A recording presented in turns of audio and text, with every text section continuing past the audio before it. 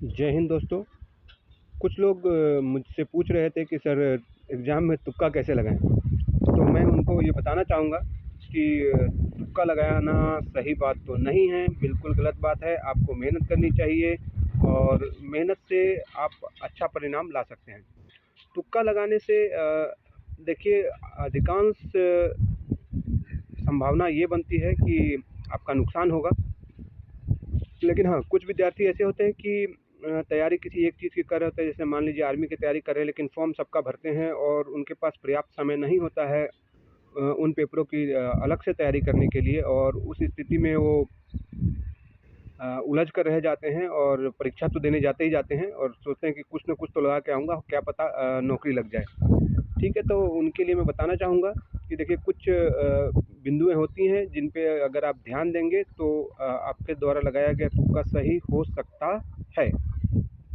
संभावनाएँ बनती है साइकोलॉजी के आधार पे, मनोविज्ञान के आधार पर अगर आप देखें तो उस पे कुछ संभावनाएँ बनती हैं। मैं कुछ छोटी-सी 2-3 बातें बताऊँगा जिनको आप ध्यान में रख सकते हैं, और अगर आपको इस विषय में और अधिक जानकारी या वीडियो चाहिए होगा तो आप कमेंट में बताइएगा, मैं आपको और बना कर के भेज दूँगा। कुछ बातें याद रखिएगा, जब आप प्रश्न को हल करना शुरू करते हैं तो एक लाइन से लास्ट तक जाइए। जो एकदम एक झलक में आपको पता चल रहा हो कि कन्फर्म ये पता है मुझे कि ये सही उत्तर है, उसको आप लगाते हुए चले जाइए।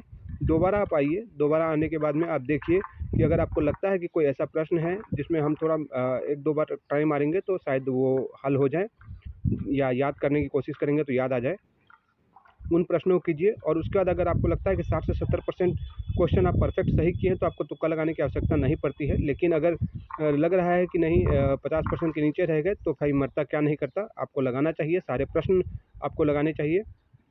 जिसमें आप एक चीज़ ध्यान रखिएगा, ऑप्शन नंबर ए और ऑप्शन नंबर डी से परहेज करते हुए चलिएगा, बी और सी के साथ जाइएगा। दूसरी बात, अगर गणित का प्रश्न आप सोल्व कर रहे हैं और अगर ऑप्शन में 1 है या 0 है तो उनके उत्तर होने की संभावनाएँ अधिक हो जाती है। कोई भी प्रश्न हो, अगर 3 ऑप्शन बहुत छोटे हैं और चौथा एक बहुत बड़ा सा ऑप्शन है तो उस बड़े वाले ऑप्शन के सही होने का संभावना बिल्कुल बढ़ जाता है, क्योंकि देखिए मनोचिकित्सा यही कहती है कि अगर 3 छोटे ऑप्शन से काम चल रहा था तो एक बड़ा ऑप्शन, इंसान बहुत कामचोर आदमी होता है, उसको लिखने की ज़रूरत नहीं पड़नी चाहिए, उसकी मजबूरी है क्योंकि वो सही उत्तर है, तो वो ऑप्शन के सही होने के चांस बढ़ जाएंगे।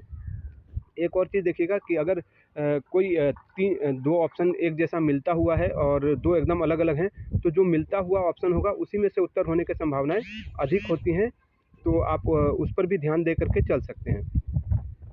आगे एक और चीज़ देखिएगा कि अगर मान लीजिए कि 3 ऑप्शन बहुत बड़े-बड़े हैं और एक बहुत छोटा-सा ऑप्शन है, तो उस कंडीशन में भी देखिए यूनिक जो भी ऑप्शन होगा, एकदम अनोखा-सा जो ऑप्शन लग रहा होगा, अलग-सा लग रहा होगा, उसके सही होने के संभावनाएँ बढ़ जाती हैं। तो ये चीज़ ध्यान रखिएगा कि 3 ऑप्शन बड़ा है, 1 छोटा है, या 3 छोटा है, 1 बड़ा है, तो जो अनोखा वाला है उनके उत्तर होने की संभावनाएँ बढ़ जाएँगी। उसी तरीके से अगर आप जीके वगैरह के क्वेश्चन देखेंगे तो सन वगैरह पूछता है, तो जो सन मान लीजिए 2 सन 1900 का है, एक 1700 का है, एक 1600 का है, तो 1900 वाले में से ही उत्तर होने की संभावनाएँ बढ़ेंगी। इसी तरीके से एक और चीज़ ध्यान दीजिएगा कि अगर जो ऑप्शन होता है उसमें अगर दिया है कि ऑप्शन नंबर सी में दिया रहता है कि ए और बी दोनों, बोथ ए एंड बी, तो उसके भी उत्तर होने की संभावनाएँ 90% से ज़्यादा बढ़ जाती हैं, तथा 70 से 60% संभावना इसकी भी बढ़ती है कि ऑप्शन डी में अगर दिया हुआ है उपरोक्त सभी, ऑल ऑफ दीज या ऑल ऑफ द अबव, तो उसके भी उत्तर होने की संभावनाएँ बढ़ जाती है। जबकि नन ऑफ दीज, इन उपरोक्त में से कोई नहीं, इसके उत्तर होने की संभावनाएँ न के बराबर होती है। इनके साथ आप तुक्के में मत जाइएगा। फिर भी मैं एक और बात कहूँगा, तुक्का लगाना अच्छी बात नहीं है, मेहनत किया जाए तो अच्छी बात है। फिर भी लेकिन अगर कोई ऐसी समस्या में फँसा है और चाहता है कि नहीं इस पर मैं और विस्तार रूप से वीडियो बना करके बताऊँ आपको, तो आप कृपया मुझे कमेंट सेक्शन में बताइए। मैं ज़रूर एक डिटेल वीडियो बना करके आपके समक्ष प्रस्तुत कर दूँगा। तब तक के लिए टेक केयर। जय हिंद, जय बिहार।